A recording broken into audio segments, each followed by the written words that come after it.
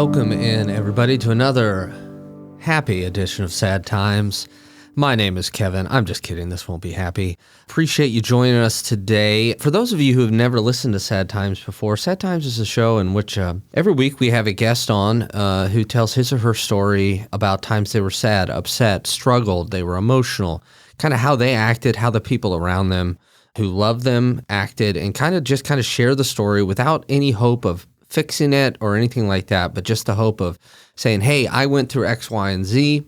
Maybe you out there who are listening, went through the same thing too. So that's kind of the basic premise of the show. Today we have another returning champion, one of the greats. And as you're listening to this on February the 14th, it's the day before, we'll get to it, a very momentous anniversary. And I'd just like to say, if you're listening to this, you're probably me, and it's the morning of February 14th, and you're the only one listening, and you're really pissed that you're saying and a lot, and I'm just here to tell you, you should be pissed, and you need to do better, Kevin. Okay, great. Thanks for listening.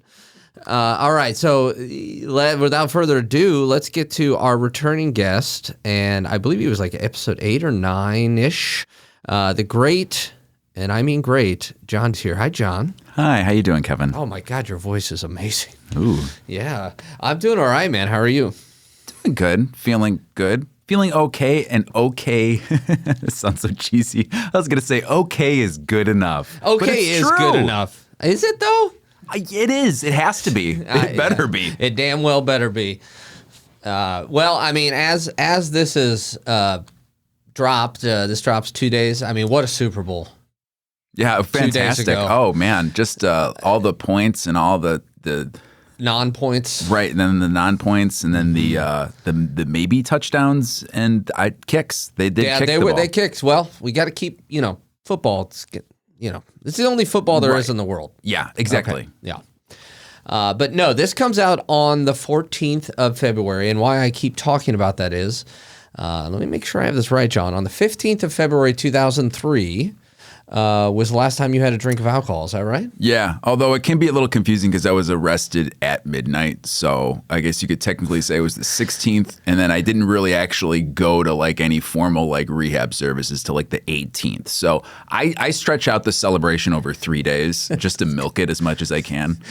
Oh, do you have enough beer for the 3 days? No, I don't know. Oh, okay. No, I don't. But I do like giving it away. Like, I do like celebrating, which is very confusing for people. Like, I want to go out and like, I like have this idea of like celebrating it and having people party. And people are like, well, that's kind of weird. And I'm like, no, it's not. Like, I got sober so that you could have fun. Mm-hmm. Like, you then don't have to look over me. That's what you're celebrating. Like, we don't have to take care of Dooley anymore. So, boom, have fun. The best part, though, one of the best parts, was especially the year that you did decide to get sober, you basically kind of lived with my roommate and I in a way.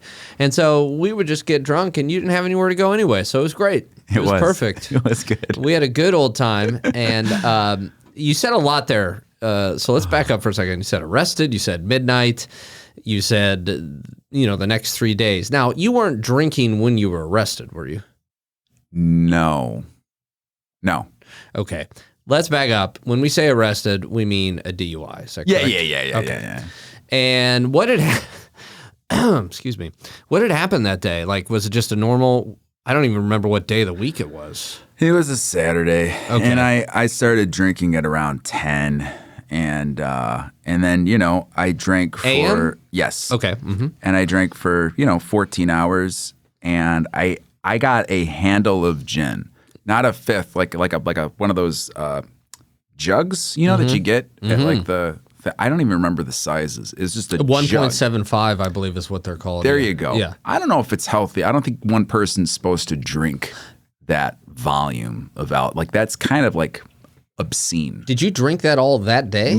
I want to say most of it. Now, here's where I get confused is because when I got the car back, the bottle wasn't in there, and I was like, is that because I finished it, or was that because the cops took it away? But there really wasn't much left in the bottle. Now, that is true. Yeah. Because I had started to drink beer, and there's no reason I would start to drink beer unless I was low on that alcohol. And you were afraid of running out of it, but you had beer. Right.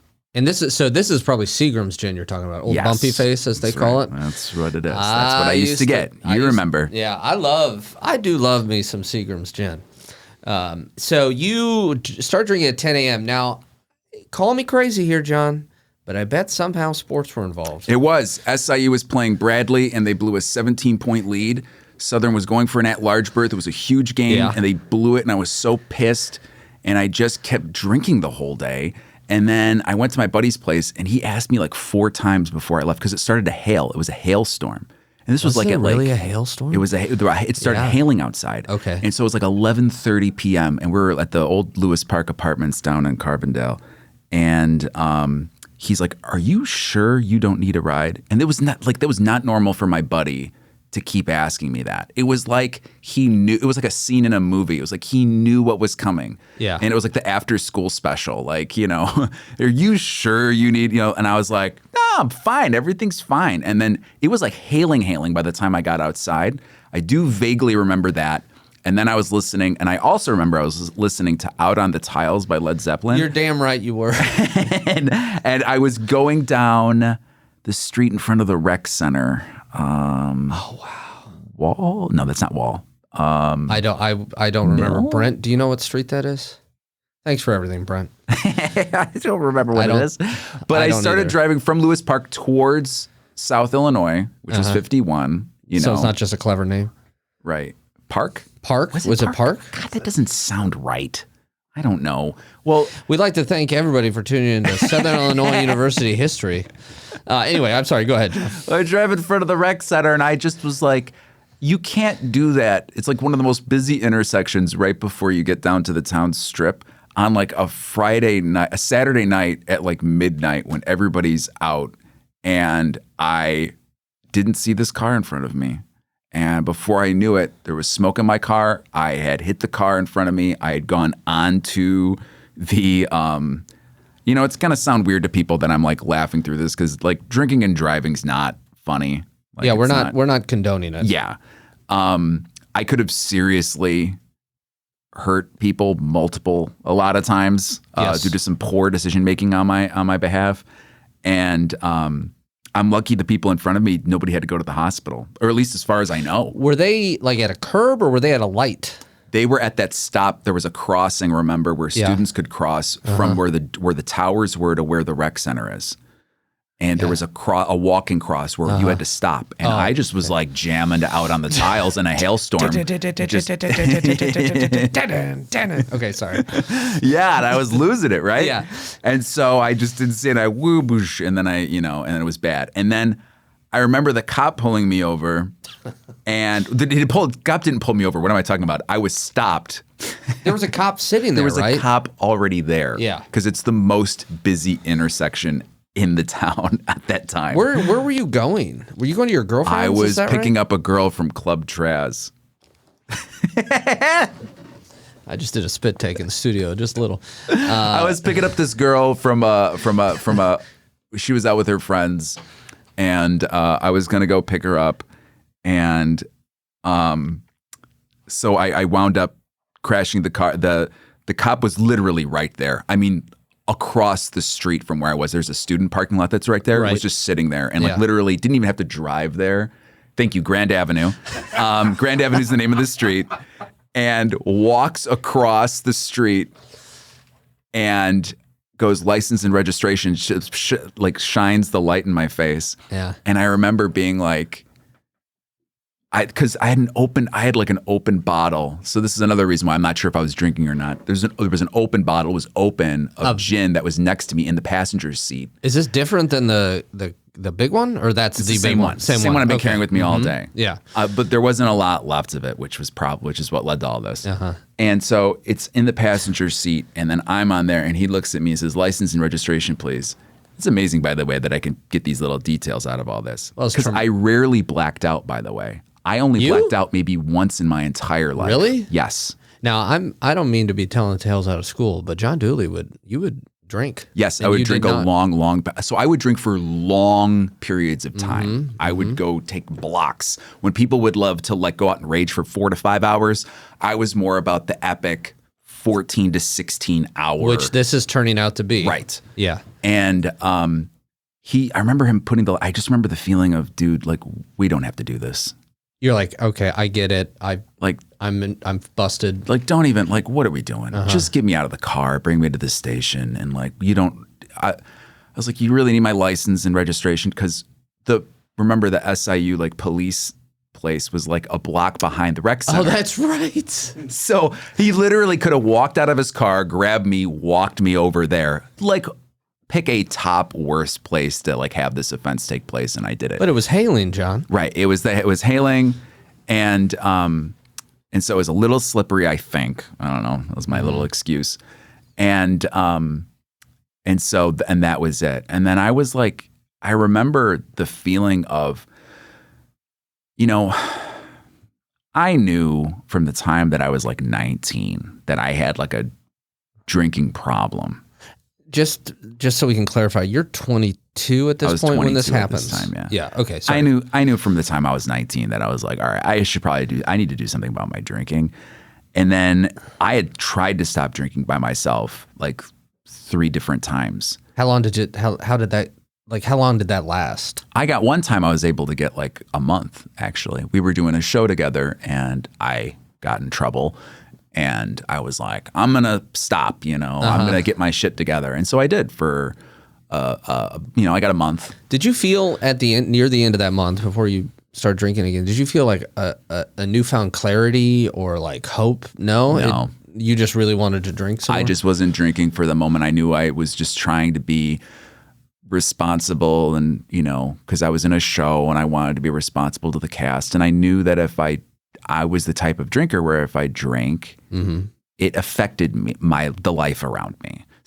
Most people drink. It doesn't affect the life around them. They have a normal life. They can go home and have a couple beers or like, I inherently knew from the time that I was 19 that I could not handle my drinking and that the only way that I could handle it was by not doing it at all. There was no like, I just need to do like 2 or 3.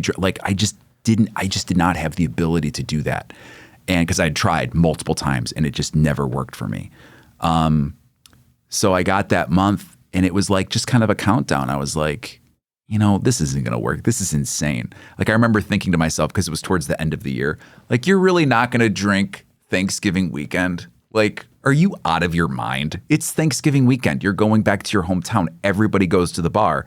Like, yeah, I thank you for saying that, because I think in what we're going to talk about in a moment, things like that are really kind of, what do you want to call it? Not even traps, but like those things are hard to get around, right? Yeah. If you are trying to get sober. Right. And I know we'll come back to that because I've had these. I remember talking to you in 2005. I was on tour and I was pumping gas somewhere out west. I don't know where. And like west of Aurora. I mean, like Utah. Oh, okay. And I called you and I was like, I don't know if I should do something about this. And, I talked to you about it and you said, well, with drinking, I just didn't have any hope. But again, I'm getting ahead of myself here. So you're thinking to yourself, just get me out of the car, take me to the station. Are you feeling shame? Like, you were pretty drunk. Yeah, I was pretty drunk, but I'll tell you, and this is 100% true 20 years later, same feeling today that I had 20 years ago. The absolute moment that those cuffs were clicked on me, it was over. It was over. Drinking? The sound of the click on the cuffs. I heard the click and I said, I'm done. I can't do this anymore. I cannot. I don't have it. Like, I just don't have, I was so exhausted. I was so sick and tired of screwing everything up around me. I felt like I just was a big F up at everything that I did. I would let people down in the shows that I was in. I'd make promises to people with jobs and I wouldn't show up to the job, letting down my family. I just felt like I was just constantly letting people down. And like, it was like my out. It was almost like it was this weird, like, I can't do this anymore. I'm devastated, this grieving part. And then there was this other part not very big, but they did exist, of like relief, of like, I don't have to do this. Yeah, anymore. I think I'm done, man. F this, man. Like, but it was like clear. It was like crystal. And now, not like Crystal, right? No. But you know, like people, like there's people who have. You hear stories of someone who says, I'm done. I'm never doing this again. And then like 2 days later, they're like they're drinking or they're using their drug again. Like, so I know people would hear that and be like, okay, John, yeah, that's cool. That's great. Like, no, that doesn't really matter. But like in that moment, to me, it was like, that's it. Like, I can't do this anymore. He didn't even breathalyze you in the car, did he? No. No, because we did that outside. It was, I don't even remember. I feel like you did it. Okay, so I don't want to get in the way of the story. So you get arrested. You get the handcuffs put on you. Yeah. Were you put in the car? 282 was the BAC, by the way. BAC. 282? I thought it was 282? Yeah. Jesus, that's like 3.5 times the legal limit. Yeah, it's close to the 0.3 is when you're unconscious, apparently, or something like that. Yeah, you're damn right. It's a good thing you didn't hurt anybody. I know. Here's what's screwy. Yeah, so I was a little gone, but like I was like semi-functional, which meant that my tolerance level at that point was so high. Was extremely high. Yeah. Did you have beer in the car with you, No. or you were drinking beer at your friends? Yeah, my and then friends. you left. Okay. Yeah. So then you get it was a processing. Yeah, it was and then it was so late. So I love. So some people like they go to like these rehab places and they tell their story and they're like really dramatic. And sometimes I kind of feel like people are like playing stuff up or they're like adding stuff. I'm like, I don't know. Did that really happen? Mm-hmm. Like for me, mine's so like depressing and sad and so ordinary that like I try to keep it as honest as I'm like, this is what happened. They handcuffed me to a chair because they didn't have enough space. I had a couple people in the holding cells, so I was there in like a chair like this, just cuffed to the chair. I was like bawling, crying. They were like, oh my God, this guy is such a dope. Oh, he looks so sad. They were like, he's not going anywhere. He is no threat to anybody. They just handcuffed me to a chair and put me in. Well, the actual like people that were like semi-scary were like in the holding cell. So that was like sad that I wasn't even scary enough to be worthy of an actual like holding area.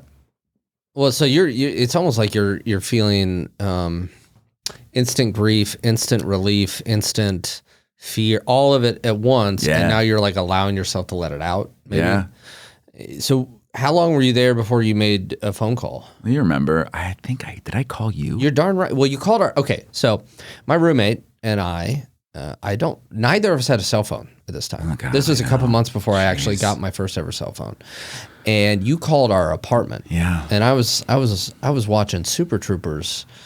I still haven't finished that movie, by the way. Well, maybe that's what we should do for our celebration. I know, finally finish Super Troopers. We should. So the phone rings. I go up, that little black cordless phone. I answer it. I go, hello? And you said, Damon? I go, no, this is Kevin. He goes, oh, you. You said, yeah, I'm in some trouble here. Yeah. And then you let me know what was going on. And then that gal and I think she had a car, and we hopped in the car and came and got you. Yeah. Bailed you out, and then took you home. And then the girl that you were, I think, going to pick up came over. I know. As you well know, in that house, we had this giant ashtray, and I was a huge cigarette smoker then. So were you. Poor Damon wasn't, really. And I never emptied that fucking ashtray. And we got you back to our apartment while we were waiting on the girl to come get you. And you were definitely cognizant of what was going on. And you were kind of going up and down as far as your mood goes, as I recall. Like one moment you're just kind of like, man, I don't know. And then you'd start to cry. Yeah. And then at one point you got really excited and jumped up off the couch, and that ashtray went down. Oh, no. And just hundreds of cigarette butts into our beautiful, never washed carpet. And I remember going, shit. Oh man.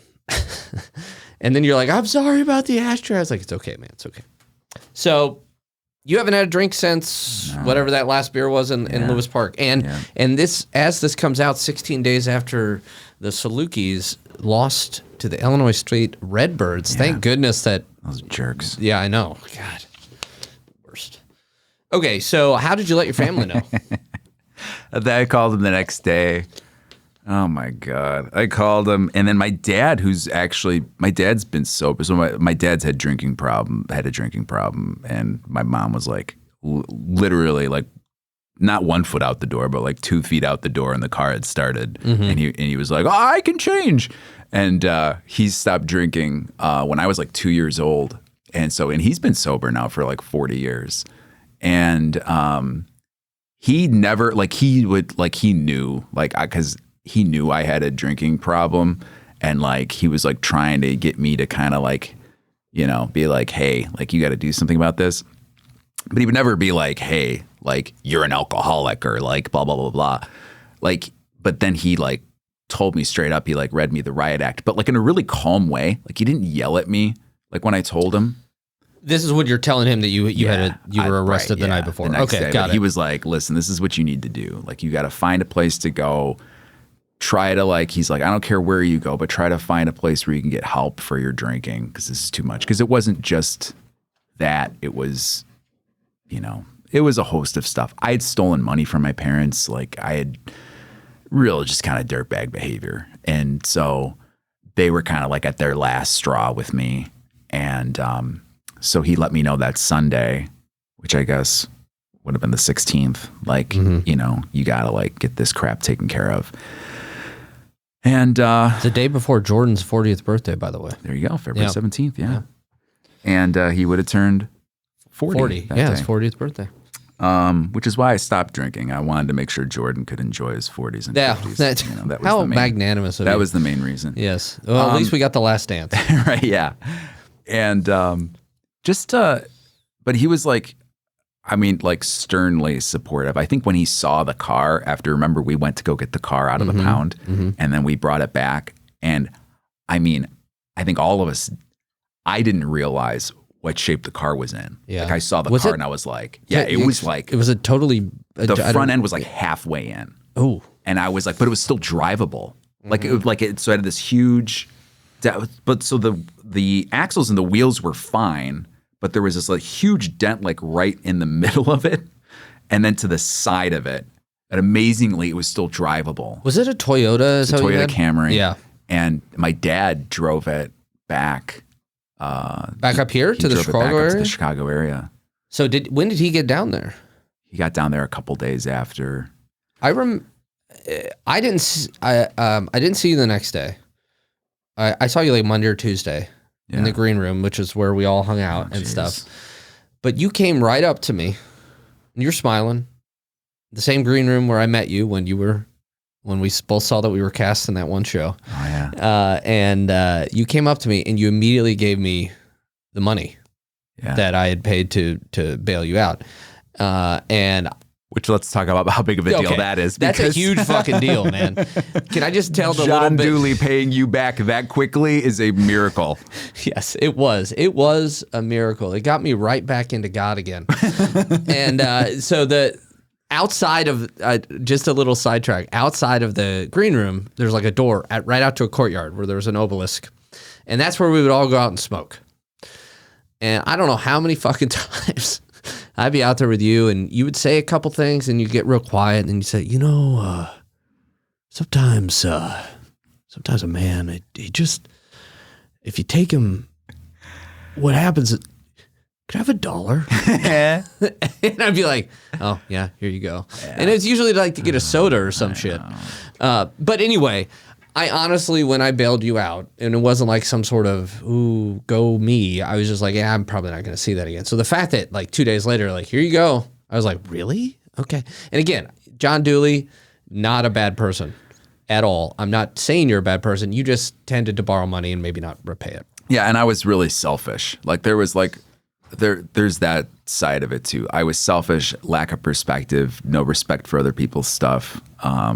Just not really fully aware, and throw alcohol onto all that, and it just magnified my inability. I don't know if it's the fact that I was the youngest. I'm not going to blame, some people were like, well, I'm a middle child and that's why. That's not what I'm saying. But like being the youngest of four, and my parents really weren't home a lot when I was younger, I just didn't understand. I think I just didn't get some basic concepts of like living. And I went to college. I was 17. I was fairly young, and I just That's right, October birthday. yeah, and I just didn't.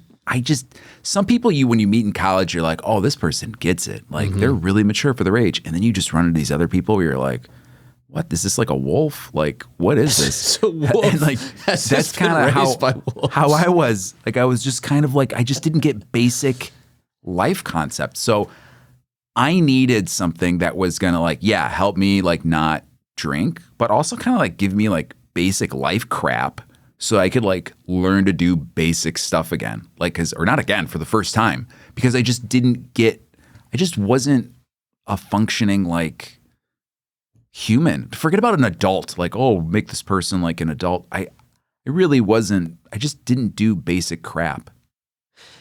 Yeah, a lot of things that I'm barely holding it together, but there were times when I'd be like, well, John, it's almost like, well, John, we put our shoes on now, like, right. And again, I get that to a degree. But so you said that your dad said, you got to go someplace to get this under control, but you did not go to a facility, right? No, not the start. So I went to, and this was only because, and I'm very specific about this now as the years have gone by, because there's so many different places you can get help now. It's not even like how it was in 2003 or 1983 or 1963, where like the choices were kind of limited for where you could go to get help. There's so many different places now where if you're listening to this and you're having an issue with alcohol or drugs, you can even Google stuff now and say, how do I get help? And there's free numbers that you can call, and they'll give you different resources.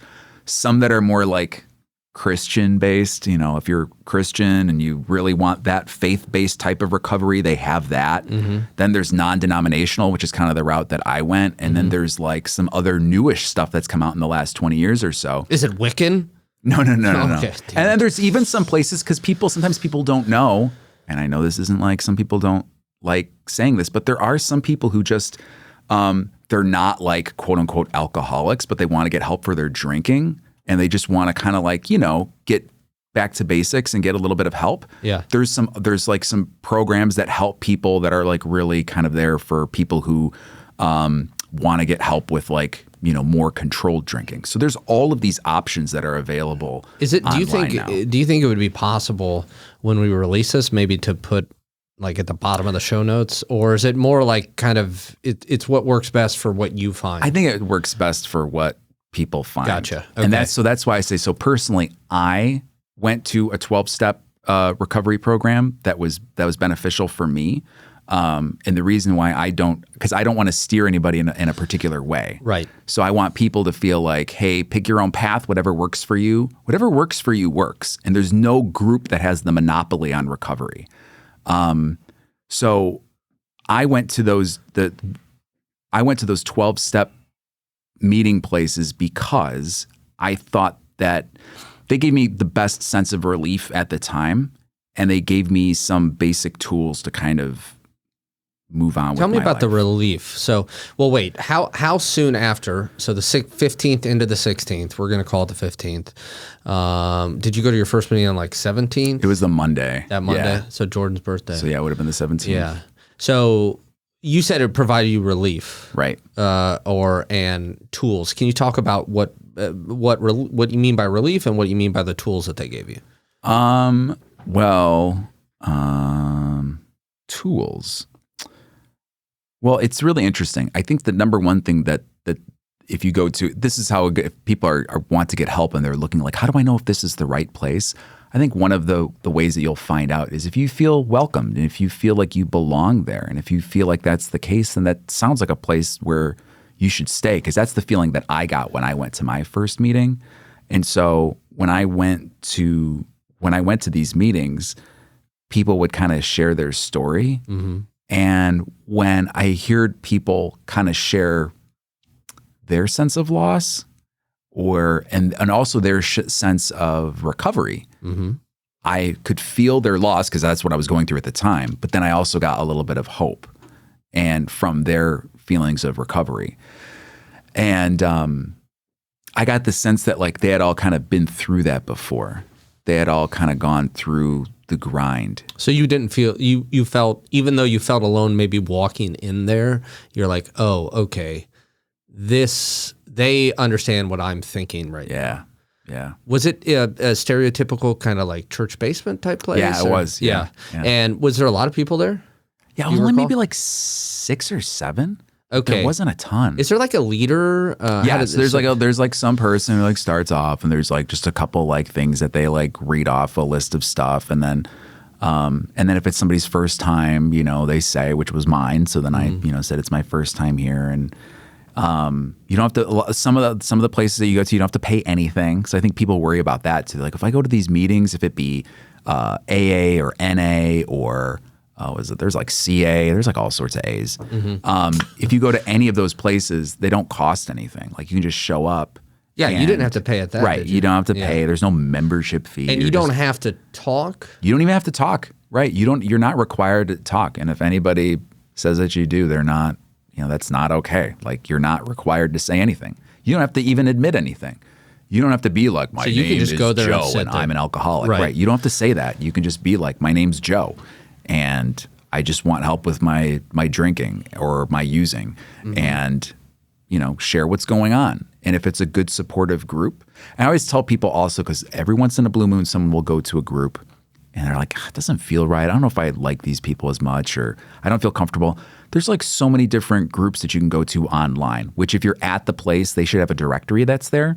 Just grab the directory that's there, or the web address now. It used to be a paper directory, but now you just go to the web address that they'll usually have posted on the walls there. And then just look for another one. Go to another, keep going to ones, because you will find one where you'll eventually identify with the people, where you'll feel comfortable. And there's different groups for people that are gay, lesbian, bi, transgender, more groups that are more African American based, or anything you can think of. They have. And being closer to a big metro area, I'm at a little bit more of an advantage. Like there's even like a group that's like for atheist people. Oh, sweet. Yeah, so like you can go to like a more atheist focused one. So there's all sorts of different groups that you can go to kind of find whatever, Thanks for coming, everyone. And as we all know, after we die, nothing. All right, now let's get to it. So, okay. You said you heard the cuffs click and you're like, I'm done. Yeah. Did that resolve stay the whole time? I mean, how hard, how much were you tempted at first? And is that not at first, because at first, I was dealing with all that court crap, and I knew that if I drank or if I drove when I drank, that something dumb would happen, because that's what was pretty much what the last couple of years had been, was that if I was going to be involved with alcohol, something dumb was going to take place. So I knew like inherently that drinking was a bad idea during that stretch.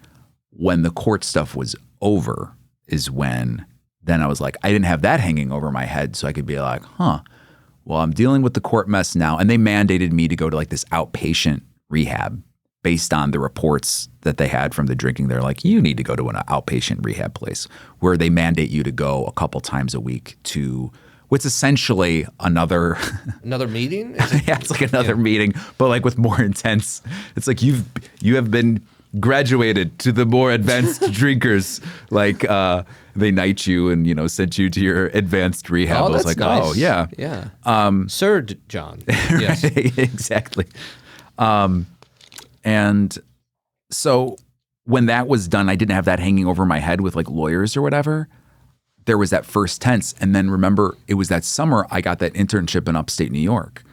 So, gosh, that was that summer, huh? Right. The lawyers were gone. And then I'm in this internship and I'm 22 still. And I'm around. And it's summer theater, Summer theater. Buddy boy. Around 30 people, or like 35 people, 17, fairly attractive women that are, partying. And I would buy crossword puzzles and like a carton of cigarettes and Gatorade, and I would just sit in my room. And I was like the old guy, because I was 22 and everybody else was like 20 and 21. You know how that is. Yeah, I do. And and do these crossword puzzles. And one night they all went to this bar and they all got really dressed up and they were like, bye. Oh, John, the girls are stopping by. Why aren't you coming to the bar? We really want you to go. And I'm like, I'm going to shoot myself. Like I'm going to flip in. Can I curse on here? Fuck yeah. All right, good. I'm going to fucking walk out of this place. I'm going to put a bullet through my fucking head. So I called my dad. I said, Dad, I just need to vent. I'm 22 fucking years old. What the fuck am I doing? This is the stupidest thing in the world. Everybody's going to this bar. It's a Saturday night. It's 75 degrees. It's absolutely beautiful outside. Yeah. What am I doing? I'm sitting in a fucking dorm room smoking cigarettes and doing crossword puzzles. What did he say? Or what was his advice? He said, did you drink today? And I said, no. And he says, well, that sounds like a good day. And I don't know why that worked, but it did. It just worked. I don't know. I got off the phone with him and I was like, that fucker. I was like, he said two things and then I was like, all good. I got a complicated relationship with my dad. And I know we've talked about that a lot. Sure. Our complicated relationships with our dads, who we love, but they're, I love my dad. Yeah, my dad's awesome. It's just that, we're like almost too similar in a lot of ways. You sure look alike, and you get that weird, intense stare both of you do. I know, yeah. And you both somehow, I know that you also know all of the zip codes in this. Yeah, no, so he knows. So that's where he still does that where if you go, well, you told him Monticello, I think he goes 6019 or whatever that zip code is. 618. I go, Jesus. But now I get John a lot better. Right. So my dad, for everybody to know, my dad worked for the post office for 25 years. So he had to memorize every zip code in Illinois. So any small town, and like going to SIU, you run into people who went to really small towns and be like, oh, he's not going to know this. And they'd go up to my dad and be like, after a show, and be like, well, I'm from, whatever the hell it was. I'm from Jonesboro. And he'd be like, 62903. He's just like Wapner. Wapner, gotta watch Wapner. Yeah. So he said that to you. And for whatever reason, that day, that was kind of a salve. And that kind of carried you through the rest of the summer? Yeah, but there's moments. I'm glad you brought this up because I wanted to talk about... Thank you. I should have a podcast. Right. Because that's the toughest thing about early sobriety. Because I know there's people that might listen to this who are like, I'm on a stint right now where I'm not drinking or I'm not doing, some other, it's not like an old man, some of the other drugs I'm doing. Maybe, you stop doing something for a little bit and you might feel a little off. There's these moments that come up. There was another one that happened that fall when I went back to do, I did a Julius Caesar mini tour or whatever. And I went back there and it was homecoming at Cornell. And this time I wasn't staying at Ithaca College. I was staying at Cornell. Uh-huh. And Cornell's on this hill. It's very Ivy-ish, And there was a dorm up on top of the hill. And I remember you walk down this hill and there's a couple sorority houses that are there. And this is another beautiful night. It's like Saturday in early October, and it just randomly happens to be really nice and not cool at all. It's like 70 degrees. I hear that Ithaca is gorgeous. Oh, there you go. Thank you. And there's like 15 girls walking right at me as I'm walking down. Or I'm walking up the hill back to where my apartment is. Uh-huh. And these girls like look at me and they're like, I know you. We know each other. And they kind of look up. One of them looked really familiar. And I'm like, God, you do look familiar. And they were like, you should come to our house. They're like, oh my God, you should come over. We should hang out. And it was like Satan had shown up and said, here we go. Here's one last challenge for you. I'm going to send you 15 beautiful women from a sorority. They're going to surround you and ask you questions. And then they're going to demand that you go to their house on a Saturday night. It was like homecoming at Cornell or something. What is this, Penthouse Forum? Oh, this was terrible. This was the worst. I remember in my mind, just saying, walk forward, walk forward, walk. Put one foot in front of the other foot and walk forward and keep walking. And just think about the walking. Think about the walking as you get to the apartment. You will walk. You will continue to walk. Your legs will burn because you're walking uphill, but you will get to that apartment. You will get to your bed. You will lay down on your bed. You will go to sleep. And for that day, the best thing that I could do was get to bed. which is another thing I think a lot of people don't talk about. Some days, the best you can do is get to sleep and wake up the next morning with another check mark next to your days of sobriety. Well, it's kind of, I'm glad you said that, because people who are dealing with, anxiety or in your case, substance abuse, I think expect way too much of themselves sometimes. Yeah. And if you're able to give yourself a little grace and say, you know what, I walked past that temptation, I got to my apartment, I'm laying in my bed, you know what, that's all I can do today. And kind of pair that with what your dad said. Did you drink today? No. Well, that sounds like a good day. Yeah. Can you talk a little bit too about this idea of, and I'm probably going to misrepresent it, so please correct me. In, I believe, the 12-step community, it's not like when you go in that you're like, I'm going to quit drinking forever. It's kind of continuously saying, I'm not going to drink today. Right. It's just everybody has heard the old saying, one day at a time. Take her easy. Yeah. And all those little things that I thought my dad had invented, by the way. I went into my first meeting and there were all these shit my dad said that was on the walls. And I was like, how do they know? You're like, I thought denial was a river in Egypt. Right. My dad had just taken a bunch of like sayings from these like AA, NA, or Al-Anon meetings, and like, which, by the way, also another good thing, just as a sidebar, because I know some people listen to these because they have a loved one who's dealing with an issue. Yeah. Mm-hmm. And Al-Anon's a really great place to go to learn how to accept your loved one's issues with substance abuse or alcoholism. Spell that. I don't. Al-Anon is just AL-ANON. Okay, and that's about being a family member of somebody who has, and pretty much everybody in the universe qualifies for that one, because everybody knows at least somebody who's like dealt with it at some point. And it's even for people who have recovered, because people are dealing with the aftermath of someone who just got sober and how to live with that person too, which we'll talk about here in just a moment. But what were we just talking about? We were talking about the one day at a time. Oh, yes. And the idea that it's too overwhelming, I think, is to say, oh, I've been drinking all this time and then now I'm just going to stop. Right. And as a matter of fact, very important point that I like to tell people, which some people might think is weird. And actually, some people do think it's weird. I've never said that I quit drinking. I stopped drinking. I hated and the reason why I said I stopped is because number one, I like to keep my options open. Number two, I don't know what's going to happen. Number two, it's too much of a weight. Yeah. Like, I'm like, You're I right. quit drinking. Like, and then you start thinking about the rest of your life. You're like, God, what if I live till I'm fucking 80? I'm not going to drink for another 40 fucking years. That's insane. That's nuts. That's fucking the lunacy. I love that you say stop instead of quit. Right. So I think that's a really good thing for people who are just stopping. Like, hey, I stopped, and I'm just not drinking today, because I'm trying to live a more healthy life, and I know that it's better for me today to not drink. And I think that putting it in that perspective, I think makes it much easier, rather than the big weight of like, there was a girl who used to come, who I used to talk to. And this was years ago.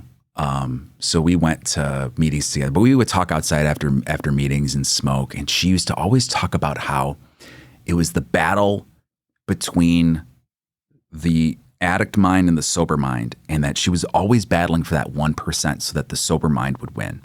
And that would be 51 to 49. She says, I've been winning every day. I've been winning 51 to 49 every day for the last 8 months. And I remember listening to her. I told her one day, I was like, I'm not trying to be a jerk, but that sounds exhausting. That sounds exhausting that you're going through that battle every single day. I was like, how about you just not have it be a battle? How about you just accept the fact that you're like an alcoholic or an addict?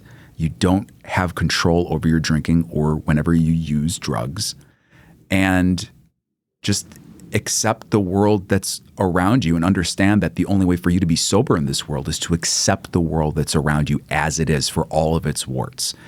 That, for me, is a lot less of a weight than being like, oh, I gotta, what they call it, white knuckling. They say that a lot. I'm going to hold on and I'm going to not drink, and I'm going to see if I can get through these next couple of weeks, you know? Which, to be clear, and I am not a medical doctor, neither is my sister, but I'm not a doctor, but there are real risks if you are a heavy drinker and you Yes. just stop. Yes. Like real risks. And as a matter of fact, I'm glad you mentioned this. I don't know if I told you this in our last meeting. A friend of mine from college who recently passed, who tried to go off of drinking just cold turkey without medical assistance. And there was a real physical reaction that ultimately led to his death, unfortunately. And he was only 43.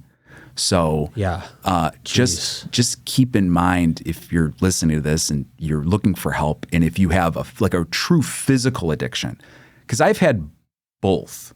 I've had the physical addiction, what they call the physical addiction, and the mental obsession. The mental obsession, always, that never left. 24/7. I mean, it's left now, but the mental obsession back in the day was real and every day. The Meaning obsessing over alcohol. Yes, constantly. The physical portion, I only dealt with a couple of times. There was Labor Day 2002. This was the Labor Day before I got sober, where I woke up and I was vibrating. I mean, I was like physically shaking. I could barely drive my car. I remember I stopped at, I don't want to drop name. People will be listening to this. Just at a friend's place? At a friend's place. Yeah. But though they're not bad people or anything. They're great people. But maybe they're some of our old musical theater Yeah. friends, randomly. I just stopped by their place and I was like, and I'm like telling them, I'm like, I can't stop shaking. And they were looking at me like, okay, like that's not cool, dude. And like my dad Your whole told me, body yes, was? I was like shaking because I drank for for some reason I hadn't even thought about this. I had essentially been drinking for like 21 straight days. I mean, drinking for 21 straight days. Remember right when I showed up that after that summer, that was a party. Yeah. So I was trained, left the station 21 straight days. And then I was like, Labor Day, I remember saying to myself, I gotta like take a day off. Like, this is insane. My body was like, you're not taking a day off. Where's the alcohol? And I was like physically going through withdrawals. And I remember my dad telling me, if you ever go through physical withdrawals, have some sugar because that will help. I had like 2 candy bars. I couldn't stop shaking. Like it didn't matter. Did you by this point where you're like, this is definitely from alcohol? Yeah. Okay. Yes, 100%. And so I only bring that up because if someone's listening to this and they say, oh, I want to stop, and you know that you're a heavy drinker, you might encounter that. And if you feel that, that's when you should probably go to a rehab center, like an actual center, and because they'll give you stuff to kind of help you wean off of it, where your body's not going to go through like violent withdrawals. And seize. And then, right, yeah. So if you are a heavy drinker and you're looking to quit, I seek medical attention. I think it's the 100%. Yes. So that day, did you stop at their house because you thought they had alcohol, or No. were you just wanted to talk to somebody? Somebody was there who had stopped drinking before, and I went up to her and was like, hey, this isn't normal. And she was like, yeah, no, it's not. Just kind of like, oh, there's nothing I can do about this, bud. I'm sorry. And I was like, well, let me just sit here and watch. I forget even what it was. And I stayed with them for like the next couple of hours or whatever until my body finally calmed down. But did you drink that day? No. I had to push through. I was drinking water. I got myself through to the end of the day. And then that was one of the wake-up calls where I remember when that happened, I was like, I need to take off a little bit. And so for a couple weeks after that, I remember I only went out on the weekends because I was like, I gotta like keep it to just the old school, you know, Friday, twice a week. Saturday, Like, like, you know, like a good That's person. fine. Right. But then that lasted like 2 weeks and then I was, you know. Okay.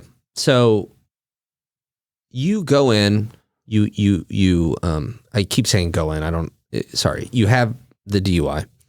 You decide to quit drinking. You start going to treatment. How long did you ever feel like you were done with recovery? Is there a transition period? Thank you for getting that. Yeah. There is. There's a big transition period where you go through, they call it a pink cloud phase. Oh. You go into the rehab place or wherever you're at, you're going to meetings, you feel great because at these rehab places, you're going to 2 to 3 meetings a day. You have no threat from the outside world. You're feeling great because if you're at the facility. For a lot of people that go to inpatient rehab, I just went to outpatient, but I got the same feeling because I was going to like a bunch of meetings and developing relationships.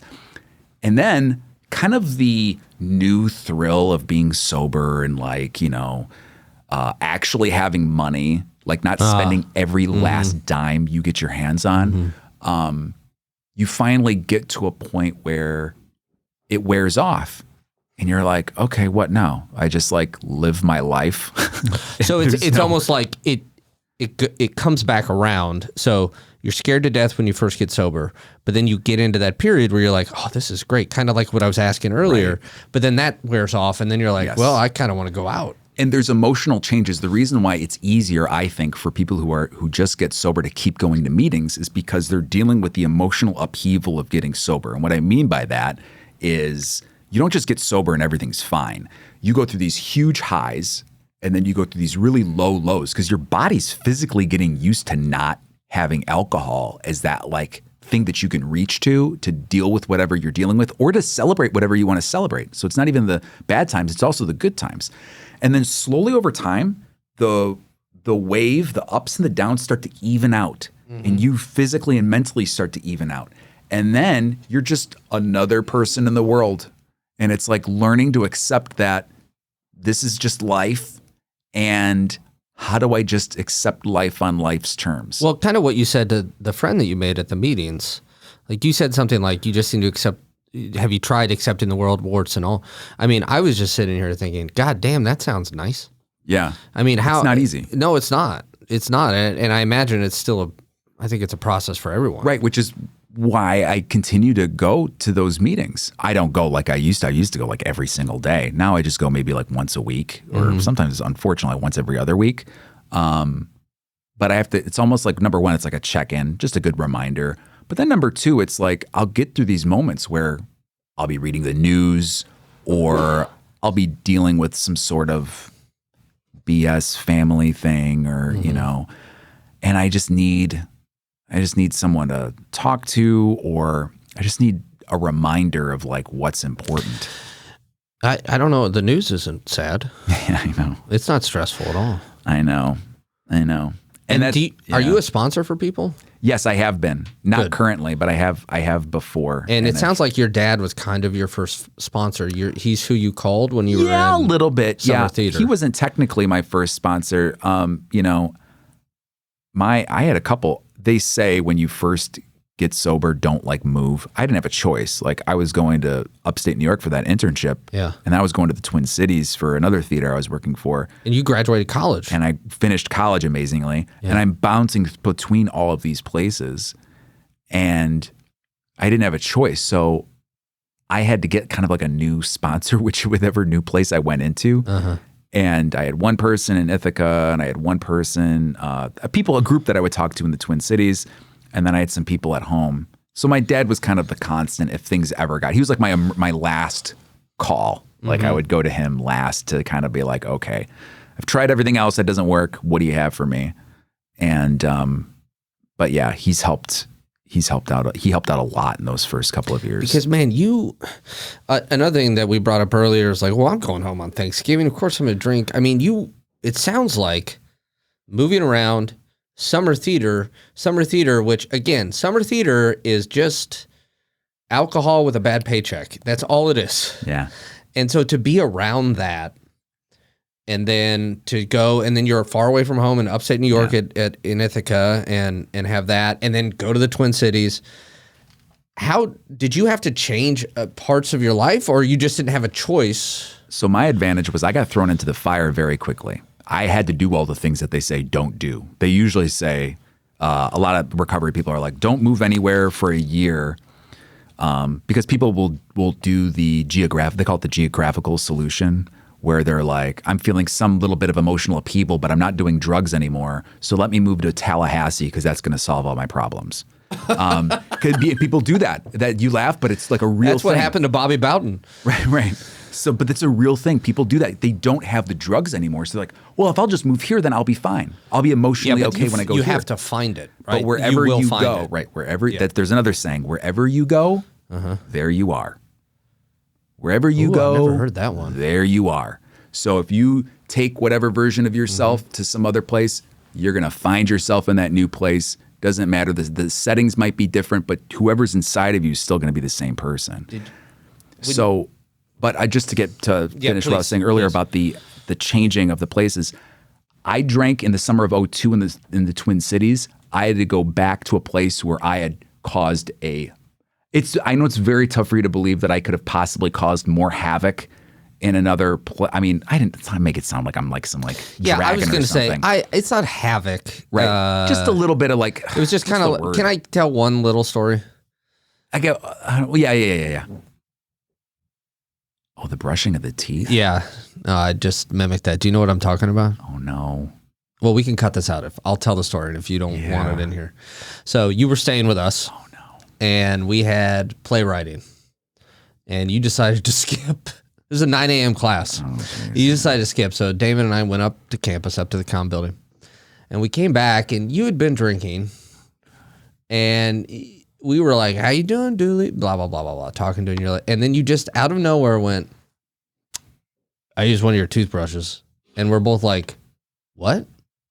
Well, which one? I don't know, one of them. And we're like, you used one of our toothbrushes? And you're like, yeah, it's one of those in there. And then you're like, turn back towards the TV. And I'm like, and so we just both went in there and just picked up our toothbrushes and dropped them in the trash because we didn't know which ones you'd used.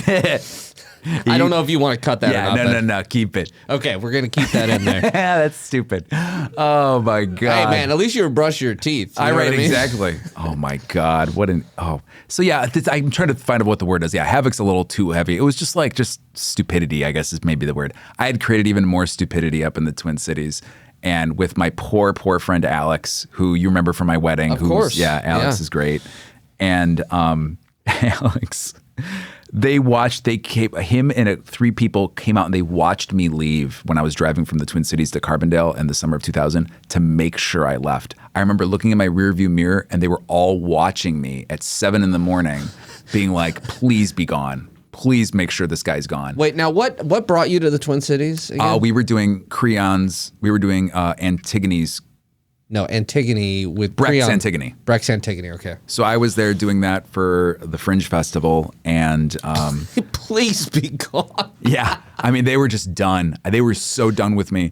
And there's great. And now it's funny, and we have all these great stories. But so I brought that up because I had to go back there to work for a theater that Alex was helping with, and so you go back and you see all these old places where you have all these drinking memories with, and that's why people say, find a safe space where you can kind of recover. I didn't have that option. I had to go back to these places and face every place that I had been where, I ran away from a bouncer or just the dumbest crap, or I was really lurchy with some girl, and made her feel uncomfortable. And then you wake up the next day and you're like, God, why was I like that? What the heck was wrong with me? And then you have to run into the person, and they're just thankful that you're not drinking anymore, so they don't have to be terrified of you. But wow, yeah, I mean, just crap stuff that you have to face. So you're just going to meetings every day then, wherever you were. So wherever I went, that's another thing for people who are just getting sober. Whatever program you're in or whatever you choose to do, it's important to go to meetings in that new space. This is big, I think, for people who are around our age who wanted to do something about their drinking, but they've actually been able to do fairly decently well with their professional career. Like they've been able to kind of, do okay. They're on business trips. And what do you do when you go on a business trip and you're going to uptown like Nashville or Austin, where it's like drinking's just a part of the vibe there. And you're like, yeah, let's go out and, create some fun. Find a place that you can go to right when you're in town there to establish. That's what I would do. I did that for years. I did that, honestly, Kevin, for 10 years, where if I was going to go on a vacation, I would go to a meeting the day before. And then when I went to the location, I would go to a meeting when I was at the location to kind of establish my... This comes with me because, as you said, wherever you go, there you are. Right. Yeah. Right. Bringing that feeling of sobriety to it because, I just don't know where things are going to go. Also being newer in sobriety, when you have to go to a wedding, there's some things you can't choose. Like you're going to go to a wedding and people are going to drink. What's your exit strategy? Do you have people that you can call in case if you run into trouble, or someone who can pick you up if you feel like you're being pressured to do something that you don't want to do? There's all things that I did for a while there was people I didn't contact. There was a certain group of people that you don't know that I was friends with at Southern that I cut out of my life because I only had drinking memories with them. Their only relationship to me was through drinking. So I had to not see them because they were a trigger for me.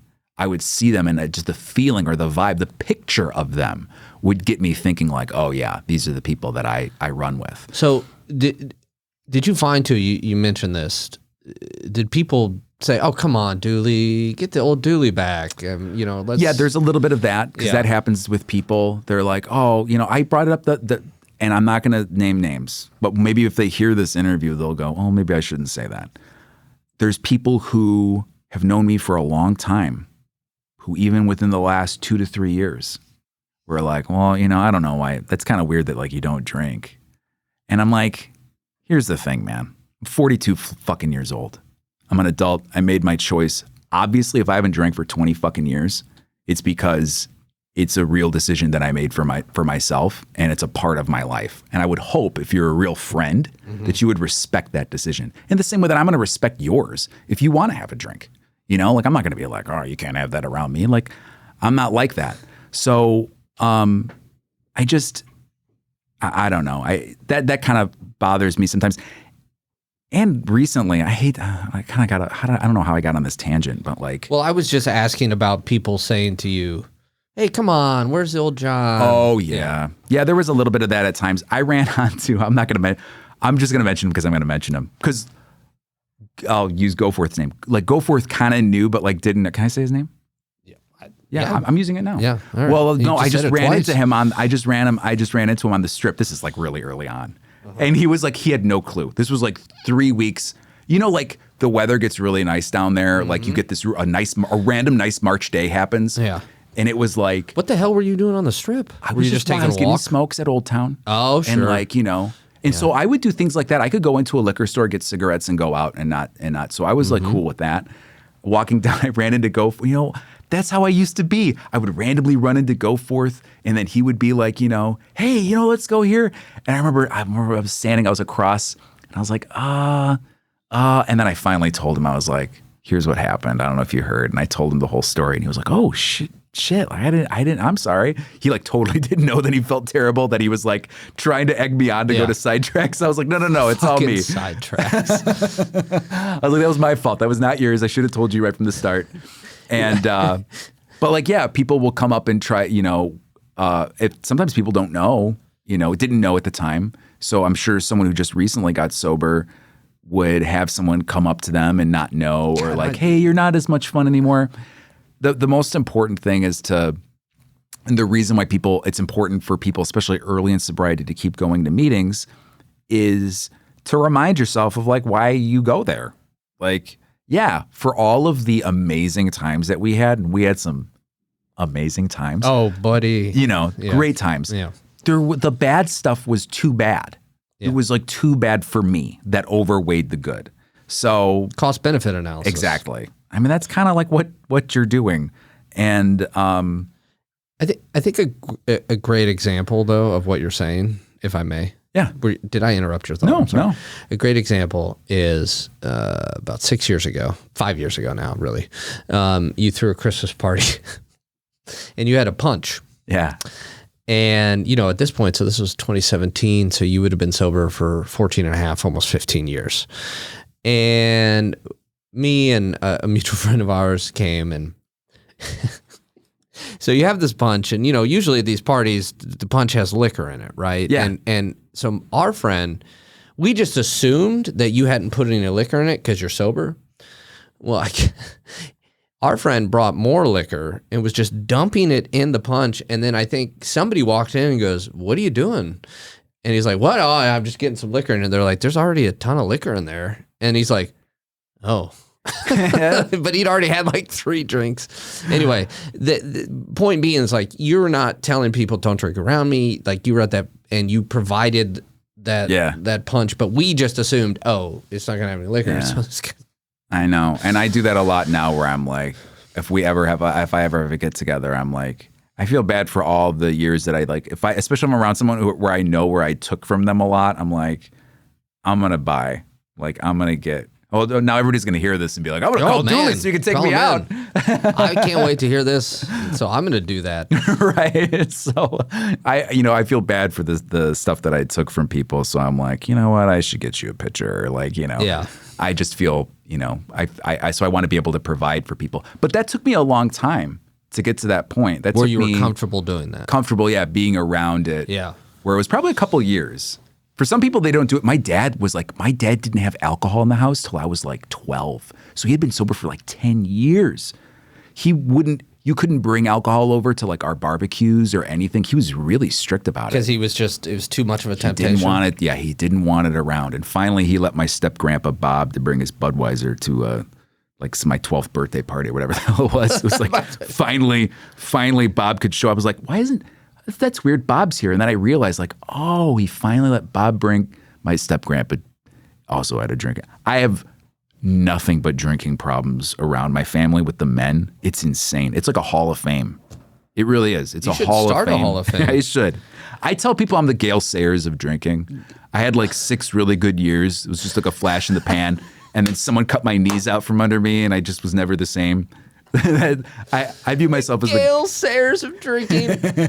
Oh, man. I scored my 6 touchdowns in the mud against the Niners in 1965 is like my performance in Champaign in 99 on December 30th when that's another story. That's another buddy, podcast. I was right down the street from you there. That was my senior year of high school. Oh, wow. That is another podcast. I want to say one other thing too about going to bars. You and I went to a bar in 2015. We were going to get standing room only tickets to Wrigley, but we went to Goose Island down the street. And it was the first time we had watched a Cubs game together in like 11 years or something. Yeah. Yes. And I'm like, Dooley's at a bar. I'm having some beer. Dooley seems fine. This is great. And then the fucking Cubs got no hit. I know. Cole Hamels. Who wound up then being a Cub later on. Yeah, and that was Jake Arrieta's last quote-unquote bad game before he went on that crazy one-year insanity. Oh, my God. Yeah, and of course... That was the end of it. That was really... They took off after that game. Yes, they did. They did. Well, I'm glad that we had to share that together. I know. Terrible. And the only no-hitter they've had in the last 50 years that's been thrown against them. Yeah, it was like or 65 or something Sandy like that. Koufax was like the last guy. So 60s then. Sandy Yeah, he was the last guy to throw. That's how long it had been. Wow. But we bring up all these stories and like fun about like drinking and stuff, which is whenever you talk about these things, it always leans into then some of these other fun stories, which then I wonder, I'm like, God, is this a trigger for someone who's like listening to it and they're like, yeah, oh, that sounds great. I mean, to be clear, I brought that up because that was a time where we could be in a bar together and it would be fine. Yeah. So what would you say though, kind of as a closing message to somebody either who is thinking about getting help or has just started getting help, or even somebody a little further down the line like yourself? Well, if you're thinking of getting help, I know there can feel like a pressure for trying to find the right thing. I think the most important thing to do is just make a decision. So just whatever decision that is to get help, just get help. You'll figure out everything else later. Anything that involves, I know especially in today's medical industry when you're dealing with like money and how is this going to get funded or what am I going to do?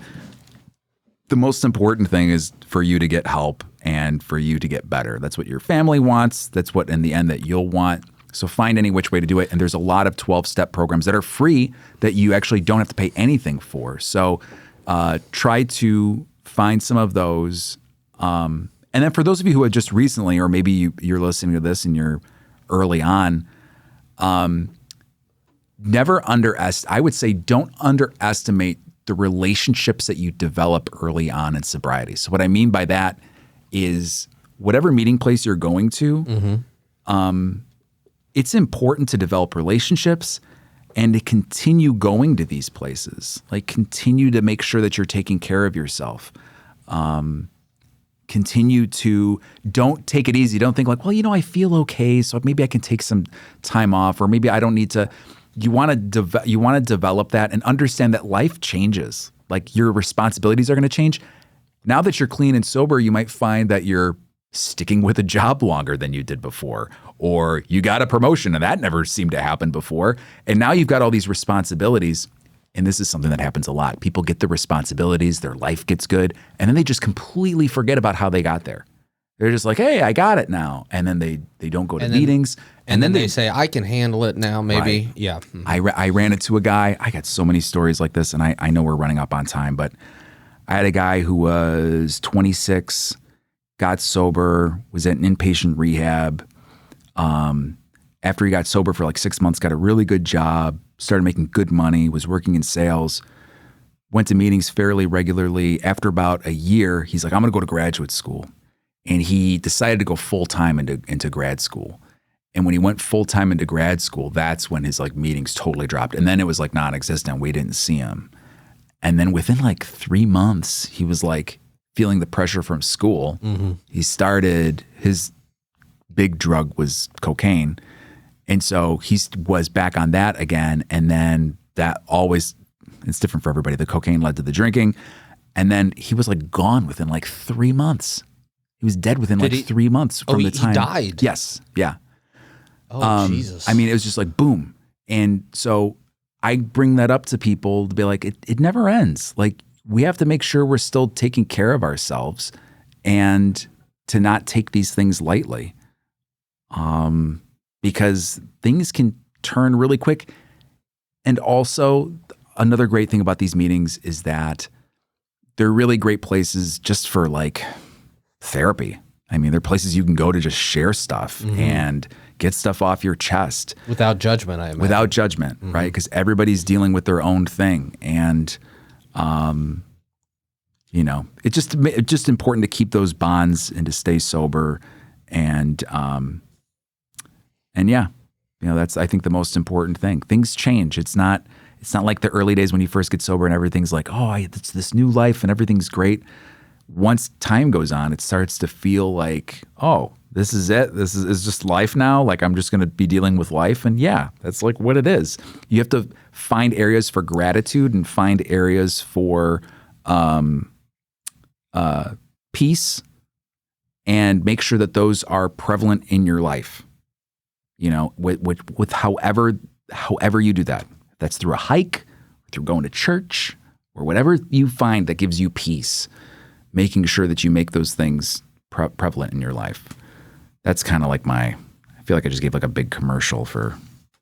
No, that's good. I think it's really insightful, and I think it is a good thing for people to hear, whether they're 1 day sober, 1 hour sober, or 50 years sober, or whatever it may be. Just a reminder. And a moment ago, I was trying to get Brent to bring me a Diet Mountain Dew, which I don't even fucking drink, but I was gonna open it for you for your 20th anniversary. But all joking aside, I fucking hate Diet Mountain Dew. That's not a joke. So I was going to give it back to Brent. I wasn't even going to drink it. Anyway, all joking aside, 20 years is an amazing, amazing accomplishment. And thank you for coming on and telling your story this so many years later. And I really, really appreciate it. Your forthrightness, your honesty, and everything. So thank you so much. I really appreciate it, John. Thank you. Thanks for having me. You betcha. And to everybody else out there who's listening, thank you so much for listening. And something I try to remind myself of, and I guess remind everyone, is there's always room for kindness and grace, and that is especially important when it is ourselves. And I forget it every day, and try to remember that, I suppose.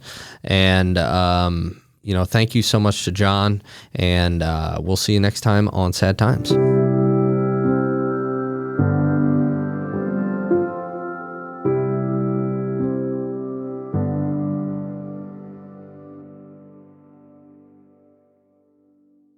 You've been listening to a Fourth Hand Joint.